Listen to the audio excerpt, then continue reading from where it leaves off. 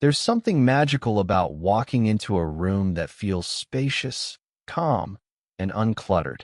A room where everything has a purpose. A room where the air feels lighter, where your mind suddenly becomes quiet, even if it was loud just a moment ago. Minimalism isn't just an aesthetic. It's not just white walls, wooden floors, and empty surfaces. It's a feeling, a psychological experience, a sense of breathing room, both outside and inside. But why does having less make some people feel more alive? Why does a clean, simple space make the heart feel calmer and the mind feel freer? Let's explore that gently today. Not to judge, not to tell people how they should live, but to understand why minimalism feels right for some people. In a world that is always asking us to want more, buy more, keep more. Because for some hearts, less isn't empty. It's freedom.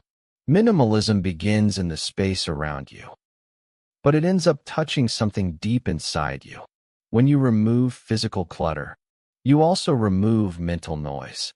Your brain doesn't have to constantly scan the room, process details, or remember little tasks hidden in piles of objects.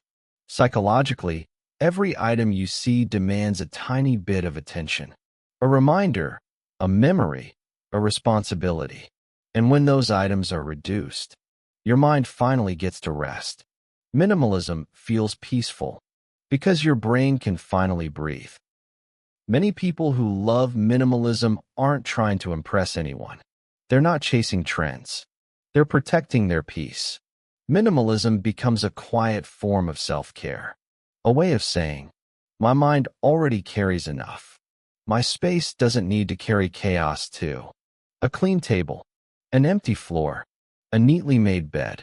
These small things feel like anchors, gentle signals that life doesn't have to be heavy everywhere.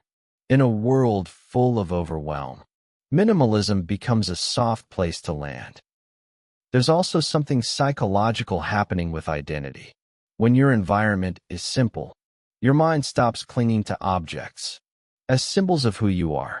You stop defining yourself by what you own and start discovering yourself through what remains. Minimalism asks a quiet but powerful question. What do I actually need to feel like myself? Some people answer it with objects, some with people, some with experiences. But those who choose minimalism often realize